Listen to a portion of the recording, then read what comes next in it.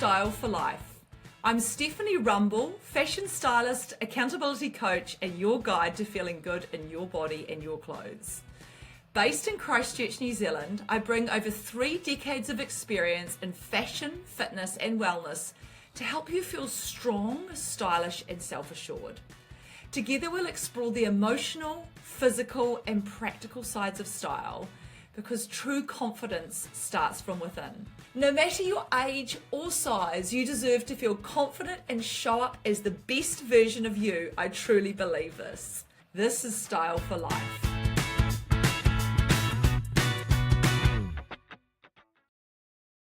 Hi everyone, and Happy New Year. It's 2026 and I am very excited today to have an amazing, very inspirational guest on the show who has had a very, very productive 2025, and I am very, very privileged to have her. I'm very grateful to her because she has a very busy life and she's given up some time to share her very remarkable journey with all of us. So without any further ado, Mel.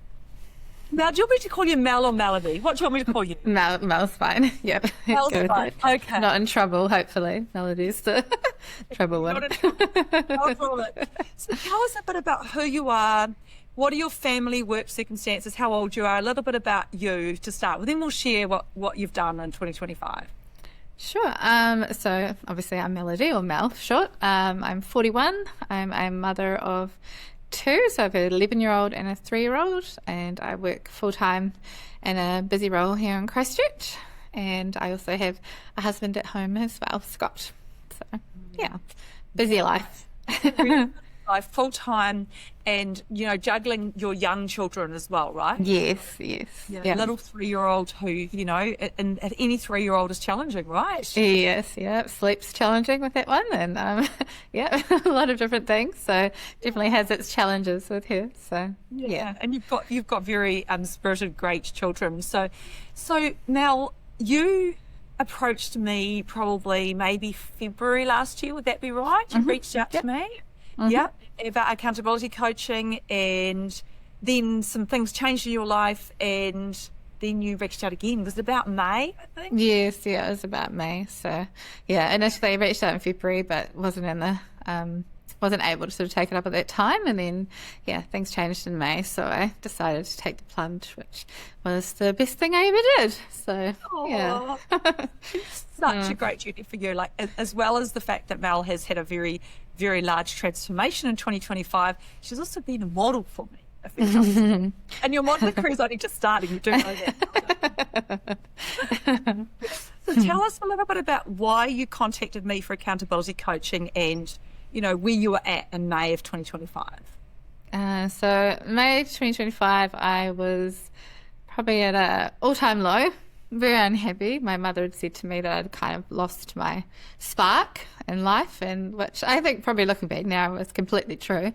I was the heaviest I've ever been. I just didn't have the energy to sort of run and play with my children. I was had quite a few health concerns. I was getting migraines, high cholesterol, raised blood pressure, sleep apnea, you name it. I was having all those things that associate with being heavier. And I was just exhausted. I just hadn't run out of options as to how to get my life back on track and how to sort of start showing up for my children as well, and which I really wanted to do, because I didn't want to be the not fun mum that couldn't run around and play with them. So yeah. And how do you remember how heavy you were when you contacted me in May? Do you remember where you were at on that weight journey? Yeah, I was about 104, just over 104 kilos. So yeah. Mm-hmm. And how tall are you, just so that people who are listening get a bit of a reference? Because some people watch and some people listen. Right? Oh, right. Yeah, sure. So I'm 5'6", I think it is. Yeah. You're about 166. 166 centimetres, whatever that is. Yeah. Yeah, not overly tall. She's a petite package. Actually, 1 centimetre taller than the average New Zealand woman. Oh, okay. Well, that's good to know. So how do you think, what had happened to you in the years prior to you reaching out to me in May last year to get you to the place where you'd got to in May? Sure. So I think I was one of those people that had been on, well, tried everything. So in my past, I've done 8-week challenges, 12-week challenges. I've even tried a hand at bodybuilding, so in the figure competitions. And then I think what had happened, I felt like I had all the knowledge. We had a gym. I had the resources there to kind of lose the weight, and my husband used to be a personal trainer, and we had sort of connections in that field, but nothing would stick. So I'd lose a bit, and then I'd gain back that plus more once I'd sort of come off, and I would follow the latest things. Like I tried keto, which worked for a bit for me, but then afterwards, obviously, I rebounded back plus more. And I was on this really bad, unhealthy loop of, just keep sort of crash dieting and then gaining more. And it just wasn't working for me at all. You're also going to the gym still too, weren't you? Yes, yeah. So no cardio, did not like cardio. And I like to throw weights around. So that's where I was most comfortable. But obviously I was building muscle under the other layers, which wasn't helping my situation at the time. So it was kind of helping. Yeah, probably. Yeah. Building a great metabolic base, which was a really good start. So you had this amazing engine underneath what you'd gained, from all the years prior, right? From all the ups and downs. And what was the main thing that was the hardest to give up in the initial phases? Because I do remember what it was. It was on the food front. Because you're a bit of a sweet tooth, right? Oh yeah, chocolate was always my that was my go-to for anything that had been stressful. I'd run and grab a chocolate bar or a cream bun, very much like anything with cream in it. So those were my stress reliefs, and what I used when I'd have a particularly stressful day or was feeling a little bit emotional or anything like that would always be, I would turn to sugar. And it wasn't just a little bit of sugar, it was quite a lot of sugar. So, I'm being honest. No, you were so honest with me and just laid it out. And I completely understand as well. Like I've been in that place myself too. So, got it. And I love chocolate too. So I get it. And it was, so you were enjoying chocolate. That was the thing that when something happened, you wanted that dopamine hit from the sugar. Yeah. And how long did it take for you to lose that sugary, chocolatey craving? It wasn't actually too long. So I think the initial phases, it was about 2 weeks, maybe 3 weeks when I got rid of that sort of sugar craving. So that was quite nice to actually, once I'd had, the food was great. So I was always sort of, I was full because there was a lot of substance and a lot of fresh vegetables and things with the food. So I wasn't sort of hungry either, which kind of helped. But it just seemed to keep me balanced. So even when I was stressed, I wasn't having those pips and the highs and lows as well. So I wasn't sort of crashing down after sugar, which makes you want more. And so that sort of stuff really helped. Yeah. And so over the course of the journey, so you started off your journey at 104 kgs with all the health conditions that we've discussed. Where are you at now? And today, like we're in 2026. We recorded this podcast last year. So. Sounds weird saying that. I know it is weird. In 2026, like just right at this minute, where are you at in terms of your journey, like with health and weight? Where have you got to? So I've lost a total, I think, just over 33 kilos. So I'm down to just over 70 at the moment, which my goal is still a couple of kilos away, so it's close. But still working on that sort of final journey. And I definitely have much more energy. I'm sleeping better when my 3-year-old doesn't wake me up. I'm finding that sort of thing's really good. My energy levels are just, when I walk, I don't plod anymore. I sort of power walk everywhere, and I can run with the kids and not get sort of out of breath or need to sit down. And I originally, it encouraged me to go along to do the park run in Hagley Park, which I'm not a fan of cardio, but I gave it a go because I thought, well, it's got a start and it's got an end, and it's only 5K, so I'm sure I can manage that. So I started off, I think I was about 40. well, in the early 40s of minutes to do the 5K. And then the last one I did in about 26 minutes. So I'm still 2 minutes off my son, but I certainly can just about keep up with him now, which is great. And he's 11. So, yeah, I think that's quite an accomplishment there. There's so many things that have come out of this that haven't just been about the weight loss too. So obviously, 33 kgs lighter. I think you might have told me at one point, like, how much does your little daughter weigh, your 3-year-old? Oh, yeah, past her. She was about 15 kilos. So that was sort of the halfway mark. And my son is about 35 kilos. So when I get to, I've just about lost my 11-year-old child, which when I think back of actually carrying him around all day, I don't know how I did it, and no wonder I was tired, because he's significant when you try and pick him up now. So, yeah. And I remember when you first came to see me, you were very down on yourself. Mm-hmm. Like, you were very self-conscious. You were very unhappy. Like, really, and I could really feel the unhappiness, like the heaviness in your demeanour. Not in the way you looked, but in your demeanour. You just didn't feel like. And as the kilograms they have actually consistently dropped off, haven't they? Yeah, no, they have, which was surprising to me, but because obviously with the struggle that I've had previously, it was always a really slow journey, and this was just consistent, and which was great for like little gains along the way, and keeping you motivated and on track really was helpful. So, and tell us about your wardrobe. So you started off with having a selection of clothes that you wore at the beginning, and you had quite a few boxes to work your way back through. Tell us how that's gone.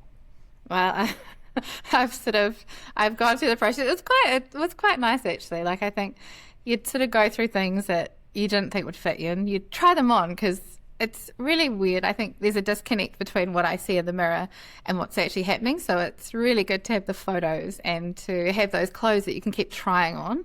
And then I'd think, oh no, I definitely couldn't get into that. And I'd put it on, and I'd get the zip sort of most of the way done up. I'm like, oh my goodness, it's not far away. So those were great little motivating factors along the way. But to be honest, they've all gone now. So I don't have anything left that's really in my size anymore, which, that was from the start of the journey. That just seemed like it was sort of unrealistic, like that I would get into those clothes, but I wouldn't surpass them. And so I've, even this one that I've got on at the moment, it's quite large on me now. So I'm just trying to make the most of what I've got, and then looking forward to getting some more clothes. We're going shopping, like I think the podcast comes out, it'll be like next week. So it's really exciting, and I'm really looking forward to doing that with you, because along the way I gave you a bit of a reward, didn't I? I said halfway through, right, let's do your colours. How was that process for you? How did you feel about that? Was it a surprise for you, and what was your response? It was great. So deep down, I sort of known a little bit about maybe what suited me, but I was never really sure. So I definitely had some pieces in my wardrobe that weren't doing anything for me. So I'm an autumn sort of tone. So lots of browns and greens. And now it's just so much simpler to shop when I do have my pieces that I need to buy. I sort of think, oh, what would Stephanie think? And get out my app and check the colours and make sure that they're similar to the ones that I've got on my app. So I thought it was great. It was so helpful, and just gave me a starting point when I have to kind of reinvest in some smaller pieces along the way. So which you've had to do, haven't you? Because there's been a few times where, like, I remember talking to you about your exercise tights. Like, going into the warehouse, I was doing some merchandising for Northlands, and I saw some tights, and I knew that yours had like literally been falling down apart because you were complaining. I said, you've got new tights, right? So you've had to change your exercise clothes too. Yes, changed. Everything's had to go. So you had to buy new bras. I remember that as well. Everything. Even my feet have got smaller, which is weird. So oh my gosh, it's interesting. So, like, a size smaller? A size smaller. Was that the case before children as well? Yes, it was. So they sort of expanded when I had kids, and I sort of think every child, your shoe size goes up one, but no, they've come back down a size now. So my current shoes are quite loose on my feet, which is good. I don't have as much swelling, I think, as I used to as well. So we better put shoes on the list. True. Have you ever wondered how you can be a fashion stylist with access to premium digital styling products? Do you want to be trained by the best in the industry and access these products that reflect fashion styling in 2025? If you do, then Image Innovators is absolutely the choice for you. This is because they have a network of over 1,000 trained fashion stylists worldwide, and you know when you work with them, you're getting the best of the best. They have evidence-based professional training offered by highly skilled facilitators that help you reach your absolute potential. This is a great alignment with Style for Life, as I, in my business, have used and endorsed their products for over 10 years with so many happy clients.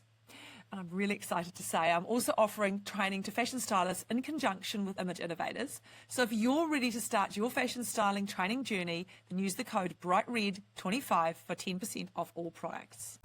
Tell us a little bit about, when you came to me in May of 2025, what was different about what we did together to what you tried to do in the past for yourself? I think to me I needed somebody else to take the reins for me as well, because I think I'd got so confused in the whole process.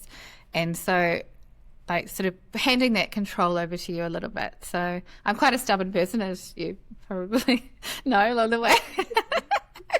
But so it's quite nice to have somebody help you set your goals and somebody to run things by as well. So the great thing about it was too, I didn't have to hermit. So when I was bodybuilding, you couldn't really do anything or go out because you had to eat at certain times, and I felt quite restricted. Whereas when I had work dues and things to go to, I'd just come to you with a menu and ask you, for some advice on what you think I should eat. So it just meant that it was much more sort of manageable and not as restrictive, so you didn't feel like you were missing out on things. It was quite, to be honest, it's simple, in a way, but it's just a lot of consistency. And I think just having you there, because I have your little voice in the back of my head, it's like, what would Steph say about this, or what would Steph say right now? And it was nice to not have to rely on myself to make those decisions. It was great to actually hand that over to you, because what I was doing was not working, and so I needed that accountability. And I remember thinking, I wish there was somebody out there that did something like that could just keep me on track and help me out with this. It couldn't be my husband or anything. I don't think it would work. And then I just Googled, and then your name popped up, and I was like, I know that face. And then, because we'd met each other years and years ago, just a little chance encounter at a shop. But so then I looked at your website and then I had a look at your podcast, and really resonated with some of the journeys on there, from the accountability, and here I am. Now it's me. No, it's you inspiring everybody. And I think the thing too is I knew you could do it, and you had such a good base. A lot of women, and this is an interesting conversation point too, a lot of women had been given the message about resistance training, which I 100% endorse. Mm-hmm. And you had loved resistance training, having been involved in a gym in the past, having a husband as a personal trainer. And so, what do you think you'd lost in translation around just resistance training and nothing else? What was going on for you there in that space? I think it was definitely the cardio aspect that I hadn't really incorporated. I think probably because when I was bodybuilding, I had to do so much of it. And I think, you sort of overdo something and then you think, no, I don't like that anymore. And I think it was that. And it was just calories in versus what I was actually doing to burn them off. And I wasn't doing enough just with doing resistance training. But no, it's great because I'm so much fitter than what I used to be now. So that's been brilliant. But you've also, and that's you're doing, you've also still got, I really want to emphasize to our listeners too that Mel was really good at resistance training, and she was quite consistently going to the gym when she came to see me, right? So she's strong, and she was doing the shits, right? You were doing it. Yeah. But it was more that you're only doing resistance training. So she had built this amazing Mercedes engine, right? Mm-hmm. Through her resistance training. Because when we started to tweak the food and we got her doing some cardio, I think your trajectory, I haven't graphed it, I will before we finish, which will be soon. your trajectory was literally down. There might have been a couple of plateaus, but not very many, right?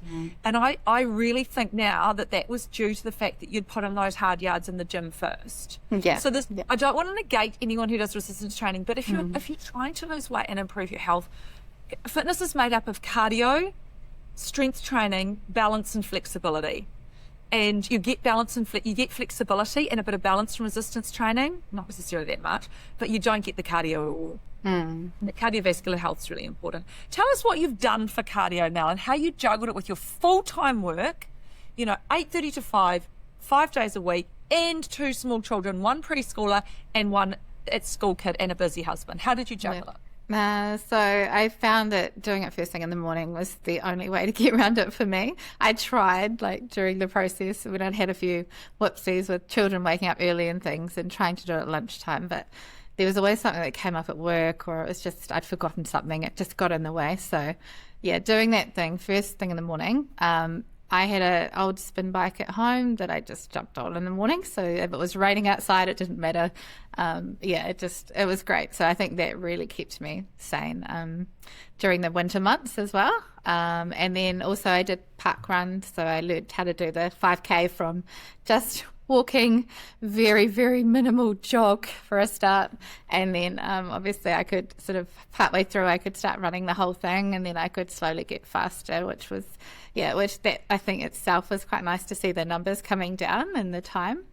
And also I have a team of from the boxing class at the gym that do a hill walk / run on a Sunday morning. So that's great because it's very social and I don't have to actually motivate myself to go. I just have to get in the car, get there, and they're all great. And it's it's so easy when there's such nice people there just to have a chat with, and they're all on the same journey together. So that's been great.